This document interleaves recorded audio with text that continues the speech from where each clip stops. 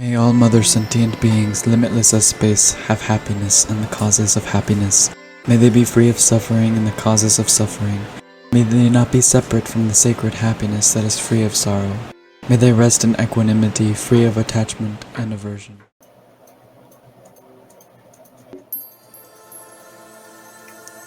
The 7 verses of supplication to TＡRA, accumulation for the long life of His Eminence Garchen Rinpoche. Teaching and led by Khenpo Samdup Rinpoche. The 7 verses of supplication to TARA, teaching and led by Khenpo Samdup Rinpoche for the worldwide Sangha. October 7th, 2020. Commentary. Today and every Wednesday we will practice the 7 verses of supplication to TARA for the long life of His Eminence Garchen Rinpoche, and we will accumulate this prayer 100,000 times. All of the Sangha in different countries will be joining and participating with us in order to accumulate this prayer. Many people cannot join us in the Zoom meeting, but they can chant wherever they are and in their own language. The meaning of this supplication to TARA prayer is very profound and powerful. When you clearly understand the meaning of these words as you chant them, you can connect with the Yidam deity, and that's the reason it is beneficial for you to recite the prayer in the language that is best for you. We chant this prayer for the long life of His Eminence Garchen Rinpoche, and also at the same time for many spiritual masters who benefit other sentient beings. When we are chanting and accumulating this prayer, our focus is on the long life of the Guru. This also helps to remove our life obscurations, and we can gain more enthusiasm for practice as well. This very special method creates our accumulation of merit. If you think of chanting this prayer for your own sake, then the practice will not be of much benefit to you. When you chant the prayer and are engaged in the practice while thinking of the long life of your root guru and thinking of benefiting others, then that becomes a very powerful practice. When yogi practitioners use this supplication to TARA in order to benefit others, then they also benefit themselves too. Buddhists believe that everything is interdependent. This is the reason prayers are practiced effectively through our bodhicitta intention, and then we connect with the Yidam deity and the root guru. We understand that the Yidam deity, root guru, and our nature of mind are all inseparable. When we are into non-dual wisdom Mahamudra, we dedicate this practice and that benefits ourselves and others, as well as benefiting the long life of the Guru and the Guru's Dharma activities. This supplication to TARA practice encompasses the entirety of 5-part Mahamudra, Bodhicitta, Yidam Deity, Guru Yoga, Mahamudra, and dedication, which constitutes the essence of all the Dharma teachings taught by the compassionate victor, Lord Buddha Shakyamuni. We receive so many teachings from spiritual masters and our root guru, especially the Mahamudra Pith instructions, along with many empowerments. If you practice them, that is perfect, even if you're not really focused, but you're chanting and accumulating the prayer while thinking of the long life of the Guru. That is fine if you are really practicing Mahamudra. However, when we don't follow the words of our root guru and spiritual teachers and we don't practice, then that affects the Guru's life and Dharma activities. That's the reason we are practicing this 7 verses of supplication to TARA prayer, in order to repair our broken samayas and create accumulation of merit. At the same time, we remove our obscurations and we also benefit ourselves, our relatives, our loved ones, spiritual sangha, and whomever you wish to benefit. That benefits the Guru's life, and the Guru is able to stay longer and benefit more beings. This supplication to TARA is perfect for us to practice because it is not too long. We easily understand the meaning, and the meaning is profound. It is especially perfect for us to practice because TARA is His Eminence Garchen Rinpoche's Yidam deity, and we also receive blessing empowerments from him. I wrote the supplication to TARA commentary, and the reason is that when I was in Arizona in 2013, I was staying upstairs in the Lama house, in a small room next to His Eminence Garchen Rinpoche's room. On January 5th, His Eminence Garchen Rinpoche opened the door, came into my room, and asked me, "Where is my supplication to TARA commentary? Can you give it back to me?" I told him, "I don't have the supplication to TARA commentary. I didn't borrow it from you." He said, "No, you have the supplication to TARA commentary. I lent it to you. I need that. You have to bring that to me. He kept pushing and pushing for me to return this commentary, and his eyes were also very wide. Then I told him, I really don't have the Supplication to TÄRÄ commentary. I've never seen it before, so I don't have it. Then he said, if you don't have it, then you are a Khenpo, so you must write a Supplication to TÄRÄ commentary. Then he went back to his room, and I thought about what His Eminence Gonpo Rinpoche had said to me. The next day I thought, oh, I have to write the commentary because that is special and auspicious that Rinpoche came and asked that of me. If I write the commentary, maybe it will be good for me and also benefit others, and there will be a special connection with TÄRÄ. Then I started the project. I went back to Ohio and I wrote the commentary for each verse one by one. This supplication was more difficult to write because at that time I didn't have any other commentaries to look through. In another way, that was great because I could come up with my own understanding and thoughts. This teaching is very profound. It can explain many different practice levels. If someone, for example, a beginning practitioner, wants to take refuge or is looking for protection, this outer level practice is helpful for them. They can directly understand the outer level method, which is the easiest way to practice, and the easiest level to explain in the commentary. If someone is more of a philosopher, these teachings can be explained by the Madhyamaka teachings, followed by the two truths. Each verse of the Supplication to TÄRÄ prayer can explain the generation stage of the inner Yidam deity practice. Also, this Supplication to TÄRÄ prayer elucidates secret level Mahamudra instructions. Deciding which direction to go when writing the commentary was difficult, so I tried to compound all of these outer, inner, and secret levels together, because this Supplication to TÄRÄ teaching benefits all of these different levels of practitioners. Someone who is looking for protection, or who is going to study Buddhist philosophy, or who wants to practice the Yidam deity, or who wants to practice Mahamudra, then this commentary will be of genuine benefit. All of these meanings are included in the Supplication to TÄRÄ root text.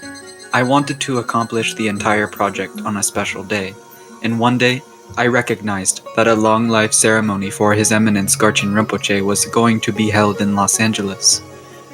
I began thinking about bringing the entire project to fruition before this date, including the printing of the book, so that I could offer the commentary to His Eminence Gonpo Rinpoche during the long life ceremonies. I finished the commentary on November 3rd, 2013.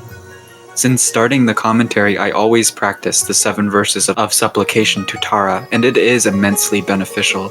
Actually, I have learned so many Dharma teachings, practiced many different kinds of Yidam deities using long sadhanas, practiced drupchens and drupchors, and I have studied many different philosophies from different lineages while in the Shidra. Out of all of these practices, it is this Supplication to TÄRÄ that always comes into my mind when I have difficulties, or when I need something. I use this practice all the time, and it's always very helpful. Historically, this Supplication to TÄRÄ has very special blessings. When Lord Jigten Gonpo purified all of his obscurations and attained enlightenment, TÄRÄ appeared to him. At that time, he made supplications to TÄRÄ directly, face to face. These supplications naturally arose from his mind. It is not something written. That is the reason this prayer has more blessings and is more powerful. First, we need to have a bodhicitta intention. Today, everyone has this good intention of wanting the Guru to have a long life in order to benefit countless beings, and for his Dharma activities to flourish. Through our bodhicitta intention, we connect with and visualize the Yidam deity. Then we chant the Supplication to TÄRÄ prayer. And this is the Yidam deity practice. When we practice the Supplication to TÄRÄ, we need to have the 3 elements intact: clear and vivid visualization, stable enlightened dignity, and recollection of purity. We use these 3 and then we understand that the Yidam deity and root guru are inseparable. We have to recognize that they have the same essence and the same nature. Then you meditate and look to your own mind nature. Then you recognize that your mind nature, the root guru, and the Yidam deity are all the same essence. I want to share the meaning of this prayer with you, however, we don't have much time. If we go into greater detail, this takes days and days, and then we don't have time to chant the prayers. We have so many different kinds of practices, but if you really know this practice, then you will also understand other practices clearly. This supplication to TARA practice is short, and it holds the entire 5-part Mahamudra within these verses. Also, the entire meaning of Tantra is held within this supplication to TARA prayer. Tantra teaching is followed by ground, path, and result. All of the Tantra practices, the Vajrayana teachings, are subsumed in these 3 categories: ground, path, and result. When you read this supplication to TARA prayer, the first verse is the ground, then the second, third, fourth, fifth, and sixth verses are all the path. The last verse is the result. That means that the essence, the main point of the entire teachings of Tantra, ground, path, and result, are all held within this sadhana. Also, as you chant this prayer, you are practicing the Yidam deity and the Vajrayana teachings, followed by outer level, inner level, and secret level. Tantra teachings are followed by these 3 different levels, and this practice sadhana has all 3. That means this practice is good for beginners because you can use the outer level method to practice Tara. If we do this, then we use Tara's image, or a special object of Tara, and we visualize Tara in front of us as we make supplications to Tara. Outer level practice is a little different because when you visualize Tara, for example, then you cannot visualize Manjushri. Likewise, when you visualize Chenrezig, then you cannot visualize Tara. For outer level practice, you visualize different Buddhas in front of you. Then for inner level practice, you visualize yourself as Tara or Chenrezig, for example. But these Buddhas are still visualized as different Buddhas. For this practice, you visualize yourself as Tara, then chant this prayer. In secret level practice, each word of the supplication to Tara prayer is talking about your nature mind. Then you recognize that when you are into nature mind, the essence nature of all the Buddhas is no different. All of the Buddhas have the same nature, the same essence. That means that when you practice in this way, you are accomplishing all of the Buddha's Yidam deities. However, when you are in the outer level practice, then you cannot say that all of the Buddhas are the same. Each Buddha has a different form, different ornaments, different aspects of benefiting others, and they have different kinds of aspirations. That is outer level practice. In absolute truth, which is secret level practice, then all Buddhas are the same. The essence of this supplication to Tara prayer is all secret level Yidam deity practice. That means that you can hold all of the Yidam deities as the same within this one practice, and in one session. The Yidam deities are not separate. At that time, you can recognize the root guru, the Yidam deity, and the nature mind, inseparable. Of course, for outer level practice, our nature mind, the Buddhas and root gurus, are separate. They are different. At the inner level, we bring nature mind, Buddha, and our root guru almost together. But at the secret level, all are inseparable. That absolute truth, secret level practice, is also in this supplication to Tara. For this teaching, we are following 2 different levels: relative truth, also known as outer level practice, and absolute truth, inner level practice, which subsumes secret level as well. Beginners follow by relative truth, and meditators, practitioners, follow by absolute truth. It all depends on the individual level of the practitioner, and either way is beneficial. It is in this way that you should think of the meaning of these words as you chant each of the 7 verses in this supplication to Tara. The first verse of the root text is as follows. In the realm of the unborn mother, the Dharmadhatu, abides the Reverend Mother, the deity Tara. She bestows happiness on all sentient beings. I supplicate Mother Tara of Dharmadhatu to protect us from all fears. First, I will explain absolute truth, inner level practice. When you chant, in the realm of the unborn mother, in absolute truth, it means that you are Tara. Where is your realm? Your realm means a non-delusion state, where your mind is into the nature. It is not deluded, and that is Dharmadhatu, that is your realm. The meaning of unborn is that your mind does not actually exist. It means that all is emptiness, that no thing inherently exists. You have to look to your own mind nature. Your mind nature is unborn, and that is absolute truth, Mother Tara. Tara means mother of all Buddhas. This doesn't mean mother in the ordinary sense that we are used to, in which mothers give birth to their children. You cannot think in that way. Absolute truth, Mother Tara, is Prajna Paramita. All of the Buddhas come from Prajna Paramita, absolute truth. That's why we have this unborn Dharmadhatu, which I explained in the beginning of the Tara commentary. How is Tara the mother of all Buddhas? When you realize your mind nature, it is absolute truth, Mother Tara. What is nature?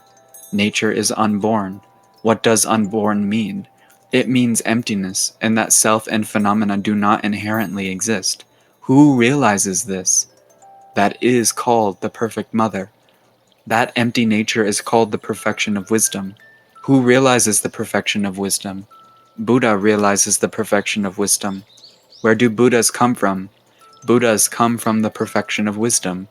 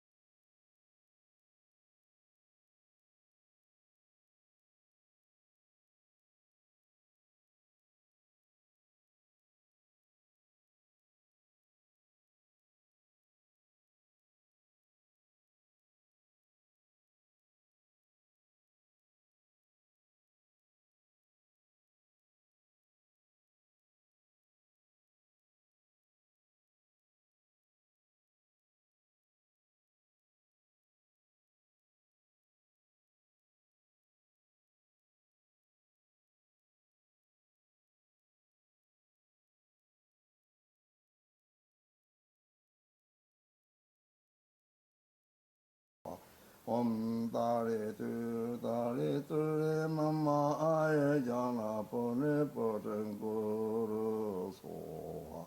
Om Tare Tu Re Mama Aye Jana Pone Poten Guru Soha. Om Tare Tu Re Mama Aye Jana Pone Poten Guru Soha. Om Tare Tu Re Mama Aye Jana Pone Poten Guru Soha. Om Tare Tu Re Mama Aye Jana Pone Poten Guru Soha. Om Tare Tu Re Mama Aye Jana Pone Poten Guru Soha. Om Tare Tu Re Mama Aye Jana Pone Poten Guru